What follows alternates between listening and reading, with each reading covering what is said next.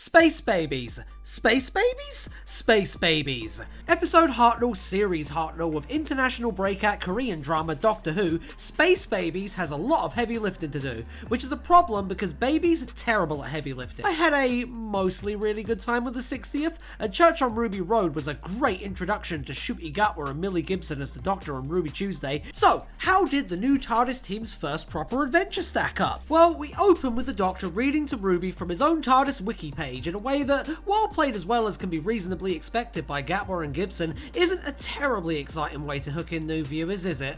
It's especially stark compared with how RTD handled this kind of stuff the first time around. Look at Rose, or Smith and Jones, or Partners in Crime's first few minutes, and compared to the verbal equivalent of an opening crawl we get here.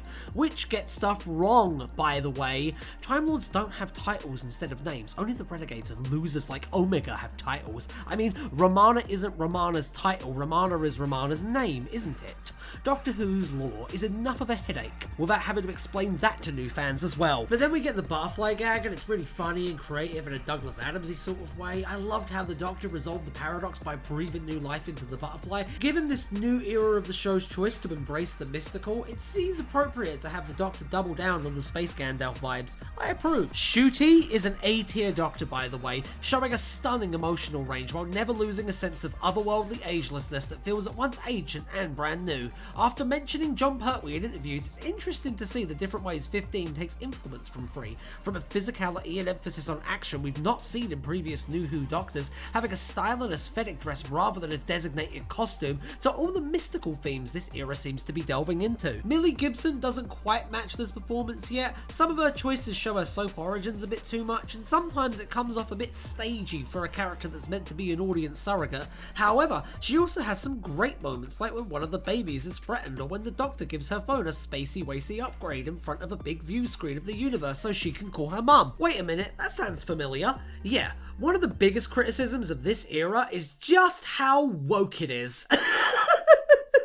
I'm just kidding. Can you imagine? No, I'm talking about how much this episode cribs from previous Doctor Who. From the Doctor and Ruby having a heart-to-hearts in front of a big alien view screen a la The End of the World, to the Doctor giving a speech about how they travel with humans to see things through their eyes a la The Beast Below, to Millie getting gunged for no reason like this is Nickelodeon or some shit a la The Beast Below again, to the aforementioned phone thing, to the bit at the end where the Doctor is secretly doing a cheeky little scanny scan on his companion without their consent a la Day of the Moon. I bring this up because a big issue I had with the Chibnall era is just how much he lifted from the RTD era, so it's a bit disheartening to see RTD lifting from himself. Speaking of fish and chips, another holdover from the previous era that seems to be holding on just fine is accidentally dodgy messaging. So the story sets itself up to deliver a pro-choice message by taking place in a world where terminating unborn infants is illegal, and the creeping claws of capital are conspiring to shut down the healthcare system. This even presents itself in the world building and costume design, with the Space Babies caregiver and mother figure Jocelyn's uniform taking clear inspiration from NHS nurses' uniforms. So it's a little bit weird that as soon as we find out the monster of the week is one of the Space Babies suffering from a horrific birth defect, said caregiver and mother makes the choice to terminate it and the Doctor stops her. Hang on, this has just killed the mood again. Oh god! So yeah, some highs, some lows, and the lingering uncomfortable knowledge that these babies are about to have a very difficult life struggling for survival as refugees in a hellish corporate dystopia.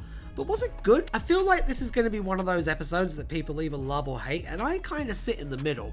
There's a whole bunch of other things I didn't even get around to addressing, like how the scene with babies and a flamethrower was clearly there because Russell had no other way to get them out of the situation he'd written them into, or the fact that the Doctor casually dropping Star Trek happens in this world's timeline means that the Whoniverse has the eugenics wars and the devastation of Earth to look forward to.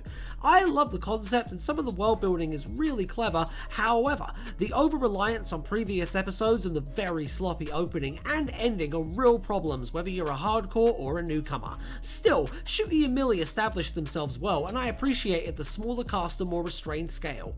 6 out of 10, but like a good 6. Big Finish 6. But what do you think of the Space Babies? Why not let me know by screaming your opinions at the screen? I'll hear you. I can always hear you. And if you like this video, then maybe you'll like this one, about when Doctor Who's lore gets a bit too clever for its own good.